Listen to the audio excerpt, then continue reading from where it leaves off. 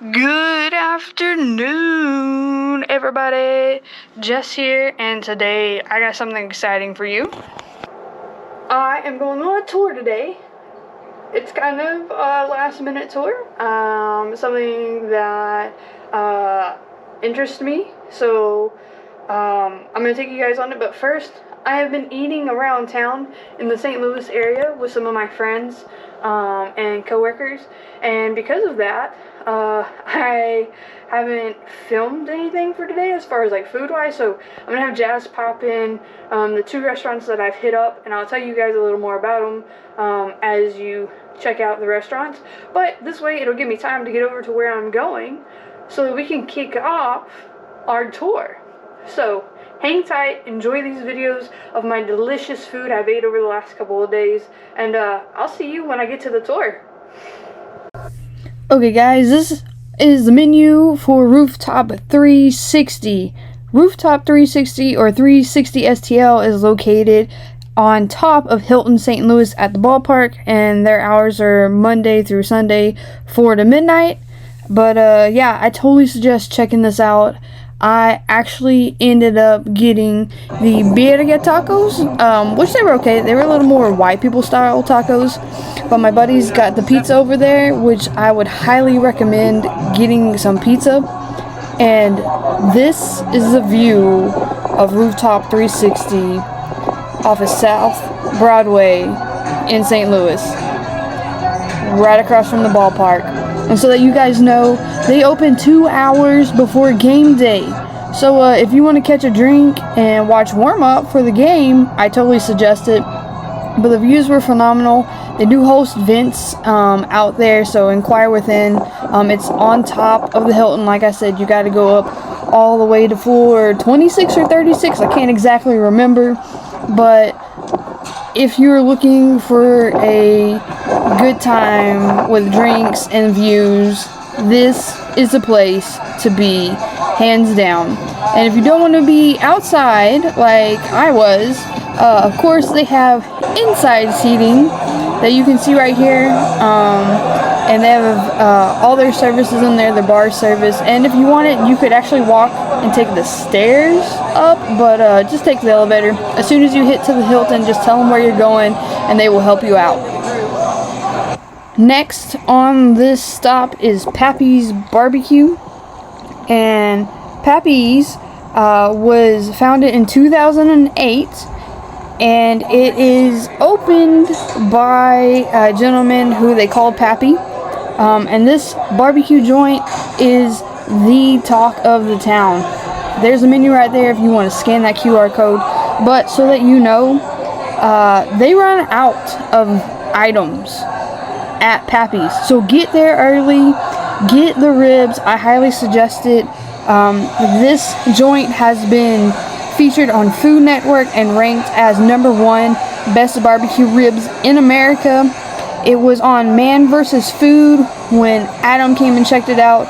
As you can see here, all the menus have been signed by people who have stopped by and checked it out. Hugh Jackman, Jimmy Kimmel, Willie Nelson, and Flavor Flav, just to name a few.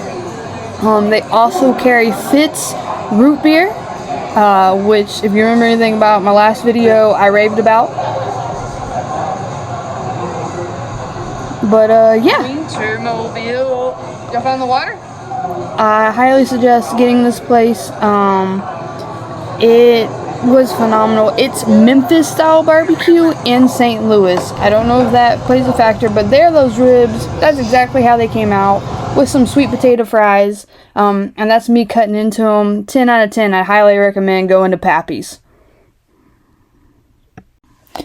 And as you can see here by the sign, Food Network voted best Pappy's Smokehouse in St. Louis. So don't skip out. Please go check them out. Okay guys, I am at the Budweiser or Anheuser-Busch Brewery Experience, and we're here to take a tour. What tour are you asking about? We are going on the Clydesdale VIP Experience, and they do tours every day from 11 to 5 p.m. Oh look, they got St. Patty's Day merch.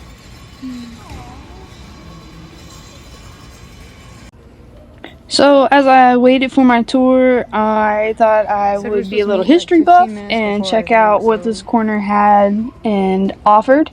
And fun facts, the introduction of lager beer to the U.S. was done by German immigrants during the mid-19th century, which forever changed the landscape of brewing industry. And Germany immigrants made their home in St. Louis, where obviously brewing got started by none other than Adolphus Busch, who arrived in the States in 1857. And you're wondering how you get the Anheuser name? Well, his wife, Lily Anheuser, who he married in 1861, also helped develop this brewing company. Thus, you have Anheuser-Busch Brewing Company today. And by 1900, they had a portfolio diversity of 17 beers. 17 beers! Can you believe that? And as you see here is a picture of the Clydesdale, which I have fun facts coming to you about the Clydesdale, but That's amazing. More on that in a second. I'm going to let you read through some fun history about the company, and I hope you enjoy.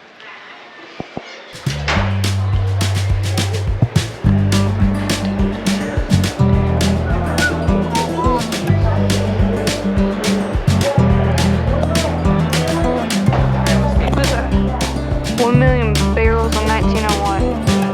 Anheuser-Busch broke the 1 million barrel production mark, officially becoming St. Louis and American Institute. Okay.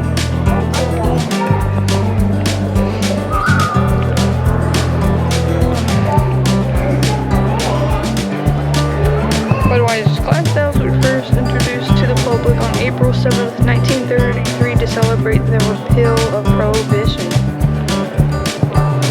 The Prohibition was in 1920. Root beer.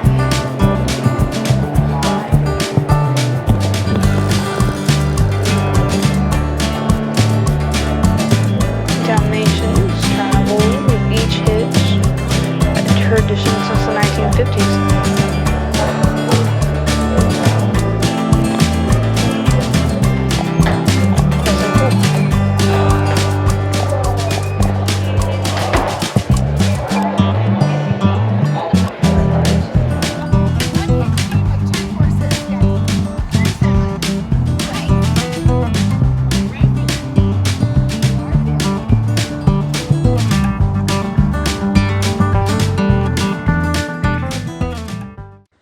Welcome to the horse stable, and first and foremost, I would like to introduce that brass chandelier from the 1904 World's Fair, which weighs 650 pounds. Fun fact. Also fun fact, the family used to live in the stables. Of course they don't anymore. It's all for the horses. Now, the next thing I want to show you is the hitch cart, which will be shown in just a moment. The hitch cart was an idea from brothers Augustus A. Busch and Adolphus Busch, who surprised their father, Augustus A. Busch Sr., with a group of 6-horse Clydesdale hitch team to commemorate the repeal of the prohibition of beer in April 1933. Now, the first time that the hitch team and Clydesdale combination was presented for marketing potential was in New York when they were sent to the Empire State Building after a small ceremony where the brothers presented former Governor Alfred Smith a case of beer in the appreciation of his years of service in fighting against Prohibition. Okay guys, I got a special treat. I got to see Gus here. The other one over there is Bud, and they don't actually show up on the tour unless they're just roaming about. But fun facts, the Dalmatians are known as coach dogs, and that's because they ran between the wheels of the coaches or the carriages and were companions to the horses, and they still are. These Dalmatians have traveled with the Budweiser Clydesdale hitch team atop next to the driver since the 1950s. Next, we went over into the area where they house some of the handcrafted harnesses for the Clydesdales, which these harnesses weigh approximately 130 pounds, and fun fact, once they retire the Clydesdale, those harnesses get retired too. So they have full warehouses upon warehouses of those bad boys. Now we are in some of the stabled areas, and as you can see some of the names up top, those are some of the original Clydesdales. And a fun fact about how they end up naming them is they are given short names such as Duke, Mark, and Bud to make it easier for the driver to give commands to those horses during a performance. Those names up top aren't representative of the horses' names. That horse back there that I actually got to meet is Barney. There's another horse that I pan over to in a second that his name was Jet, and if you called him Jet, his ears actually perked up, which I thought was pretty cool. He's kind of an alternate for our St. Louis hitch team, so meaning he spends the majority of his time here in the state. Sometimes up here at the brewery, sometimes out at the facility at Grant's Farm. And when he's home, he helps us with tours, doing stuff like this, maybe like twice a week. But he is on that roster of horses that is eligible to go out with the hitch, but doesn't travel full time. So there's those 10 kind of more full-time horses that are out on the road, just like anyone should. They get scheduled a little bit of rest, a little bit of vacation. So maybe when they're off for a month or so, then Marty will go out and sub in for a couple of those horses. Lots of purple shampoo, lots of conditioner. We'll use some bars of Castile soap that have like a little bit of like coconut oil in them. This helps keep his hair soft and his skin happy. And then while it's like dry, we'll just do kind of that daily dry grooming routine that he'll go through. So that routine starts with a curry comb. It's kind of a flexible rubber bristled brush. We essentially use this to kind of scrub all over. He shed out most of his winter coat, but this kind of helps coax all that hair out. Just any dust or dander buildup that they'll get throughout the week. Probably the biggest step to the routine is going to be the vacuum. So he'll get vacuumed off like 6 days a week. Much better routine than my 4-year-old. We don't need to get into that. Just helps pull all that debris off of him, just kind of keeps him fresh. If he happens to need to do tours for us, maybe like 5 days since his last bath, he's still pretty clean, he's still pretty fresh. I'm going to feel good. And then we'll comb through all that long white hair on his legs. Once it's fairly dry, we'll comb through all the long black hair that he's got just to try to get a little detangles out, try to look a little neater, sit a little flatter. We'll take a damp wash rag kind of around his face to spot clean, so kind of corners of his eyes, big pink nose. They're eating hay all day. They're going to come out with something on them, so we'll kind of wipe that off for him. And then he'll be ready to come out, meet you guys, get pictures, get to see him. Pretty much an identical routine when they're out on the road getting ready for a parade or a performance. So the mornings of those New Orleans parades, all like horses that are going to go in front of the wagon are going to get their legs washed. You're all going to get vacuumed and prepped. And then right before we start putting the harness on, that's when we'll braid up all the long black hair. Mostly just to keep his hair out of his way. Going to keep it pulled back and out of his face. But of course, all the ribbons and bows make him look adorable, and that's just kind of weird. So most of the time they'll be decked out in the red and white to match all the beer we hand out to everyone we see. Big long ribbon will tie into the top of his mane. And then the roses will sit on top of his mane as well. They'll like stick straight up from the top of his neck. And then every couple inches or so, we'll place another one. His forelock, or that's kind of that tuft of hair that sits down on his face, will also be braided, so it stays out of his way. A little bit more ribbon. And then the big bows will kind of braid down his tail, turn it into a bun, and then we'll stretch the bows around. And then it'll be absolutely adorable. We'll be ready for harness. And then we'll hook into the wagon. They'll go down on the road and give some beer to people. Okay guys, before I pet Barney and get my picture taken, I would give you some fun facts about the hitch team. So the hitch team is made up of all males, and there are 4 positions. There's the wheel horse, which is near the hitch, the body horse, which is in front of the wheel horse, swing horses in front of the body horses, which are used for steering, and then your lead horses, which must be the bravest and the most prettiest. And here I am, giving Barney a good old pat, and he was super soft. He smelled phenomenal for a horse. That is weird to say, but he did. And Barney, thanks for letting me hang out with you for the day. I greatly appreciate it. Last but not least, I have some last minute facts about the Clydesdale Hitch Season. There's not one, there's not two, but there are three teams. There's a West Coast, an East Coast, and then a Middle team. Fun fact, the one that filmed the Super Bowl at was the West Coast Clydesdale team. Now, when they aren't hanging out in their respective locations, you can find them on a ranch, and this ranch is known as Warm Springs Ranch, and it is located in Missouri, and was built in 2008, and it has 300 plus acres with these beautiful horses to call home. And at the end of our tour, we find ourselves in the beer garden where you can have a complimentary beer tap.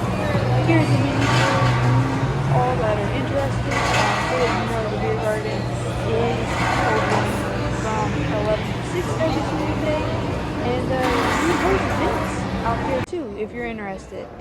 But that is where we just came from, and then there is the wall of knowledge, as I like to call it. That right there is where you would check in for your tours. Right across the way is the entry exit, as well as the gift shop, where I'm gonna go browse and maybe find some goodies. Who knows?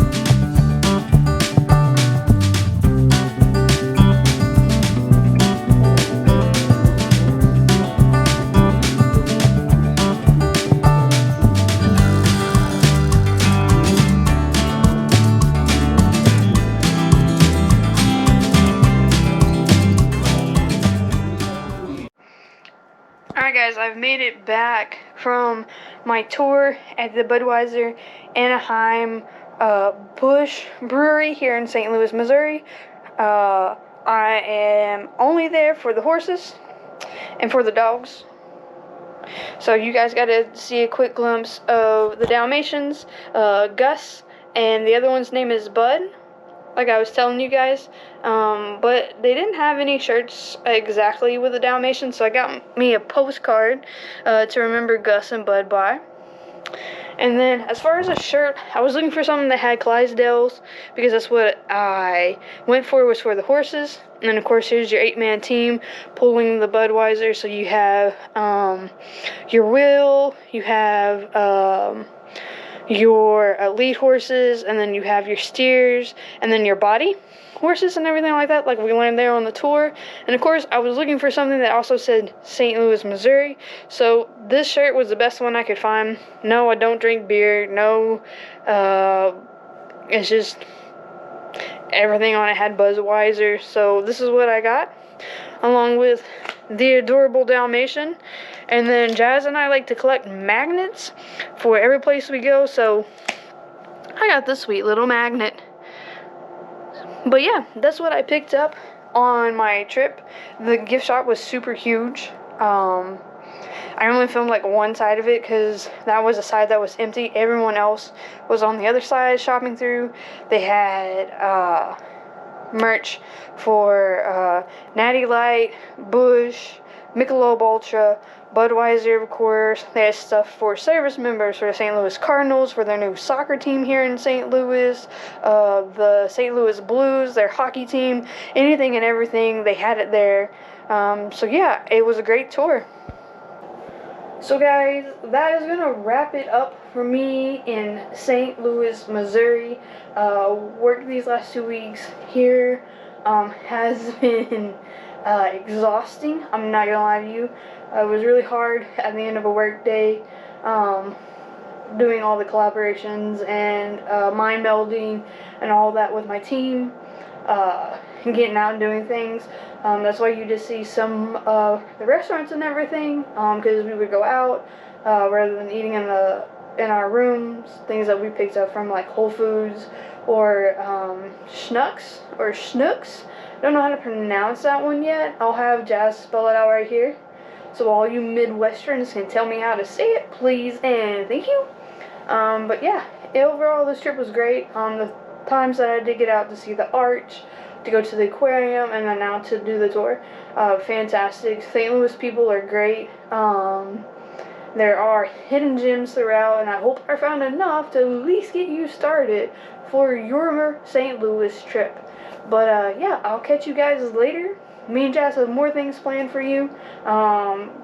Next couple videos, Jazz should be back with me. I don't know if you guys have missed her. I know I've missed her. But yeah, thanks for hanging with me. I greatly appreciate it. And thank you, St. Louis, for showing me a great time. And with that said, I'm going to leave it here. I will catch you guys later. You take care. Stay safe. Remember to hydrate. And as always, I'll see you next time. Bye.